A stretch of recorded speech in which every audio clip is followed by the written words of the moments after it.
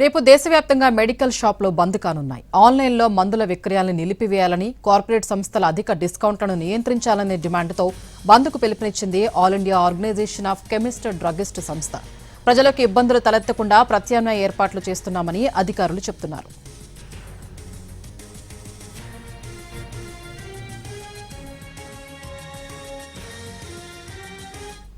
దేశవ్యాప్తంగా మెడికల్ షాపులు ఈ నెల 20న బంద్కు ఫార్మసీ కంపెనీలు పిలుపునిచ్చాయి.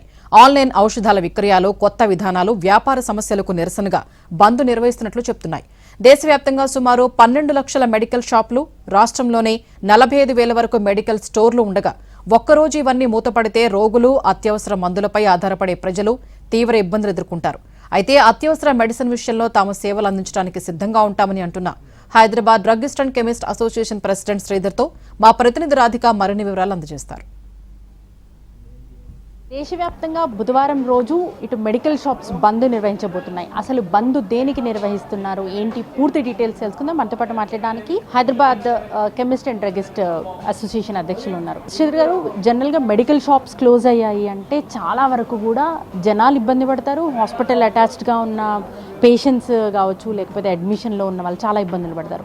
అయినా కూడా ఇన్ని లక్షల మెడికల్ షాప్స్ అన్నీ కూడా దేశవ్యాప్తంగా క్లోజ్ అవ్వబోతున్నాయి. దానికి రీజన్ ఏంటి? ప్రజలు ఇబ్బందులు పడుతున్నప్పుడు ఆల్టర్నేట్ ఏం చేయబోతున్నారు?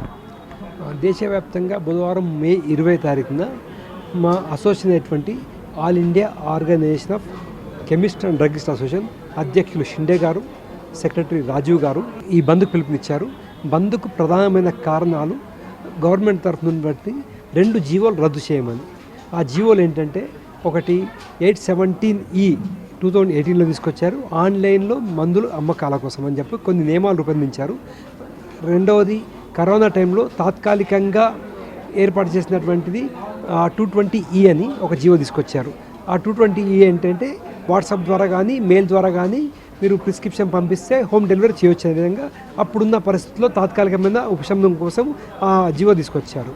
ఈ 2 జీవోలను అడ్డు పెట్టుకొని ఆన్లైన్ వ్యాపారం విస్తృతంగా చేస్తున్నారు కార్పొరేట్ శక్తులు మా ఫార్మా రంగంలో ఎంటర్ అయిపోయి.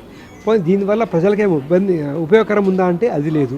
ఈ ఆన్లైన్ ఫార్మసీలు విచ్చలవిడిగా నియమాలని ఉల్లంఘిస్తూ హ్యాబిట్ ఫార్మింగ్ డ్రగ్స్ కానీ, యాంటీబయాటిక్స్ కానీ విచ్చలవిడిగా అమ్మకాలు సాగిస్తున్నారు.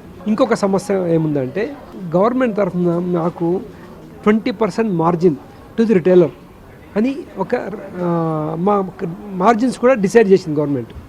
డిస్ట్రిబ్యూటర్కి 10%, ప్రైస్ కంట్రోల్లో ఉన్న ఆర్డర్లో మెడిసిన్స్కి మటుకు 16% మార్జిన్ రిటైలర్కి, 8% మార్జిన్ డిస్ట్రిబ్యూటర్కి. మరి ఇంత ఖచ్చితమైన నియమాలతో దీంట్లో షెడ్యూల్ H1, షెడ్యూల్ X అని రిజిస్టర్ మెయింటైన్ చేస్తూ రెగ్యులర్ తనిఖీలతో మేము వ్యాపారం నడిపిస్తున్నాం. వ్యాపారం అనే కన్నా ఇది సేవా కేంద్రాలుగా మేము నడిపిస్తున్నాం. మరి ఆన్లైన్లో విచ్చలవిడిన డిస్కౌంట్ ఏదైతే 30% మీరు చూస్తున్నారు, 40%, 50% డిస్కౌంట్స్ కూడా ఇస్తున్నారు. మరి మాకు గవర్నమెంట్ తరఫు నుంచి ఇది కాకుండా వీళ్ళు ఎలా ఇవ్వగలుగుతున్నారు? అంటే జనరల్గా మీరు అన్నట్టు షెడ్యూల్ డ్రగ్స్ కావచ్చు, ఓవర్ ద కౌంటర్ అమ్మడానికి వీళ్ళు లేని డ్రగ్స్ ప్రిస్క్రిప్షన్ లేకుండా మీరు అమ్మడానికే అవకాశం ఉండదు. అయినా కూడా ఆన్లైన్లో ఎలా దొరుకుతున్నాయి? అసలు దానికంటూ ఒక రూల్స్ ఫామ్ అయి ఉన్నాయి కదా. ఆన్లైన్లో రూల్స్ ఫ్రేమ్ చేయలేదు ఇంకా. 2018లో వచ్చినటువంటి జీవో వాళ్ళు చట్టబద్ధంగా యాంటీబయాటిక్స్ 7 days మాత్రమే అమ్మాలి, రిమైనింగ్ రెగ్యులర్గా ఉంటే 30 days మాత్రం అమ్మాలి, వితిన్ 5 kilometers రేడియస్లో అమ్మాలి. ఇలాంటి కొన్ని నియమాలు రూపొందించారు. అది ఇంకా దాని ప్రాసెస్లోనే ఉంది, కానీ అది బేస్ చేసుకొని వీళ్ళు బిజినెస్ స్టార్ట్ చేశారు.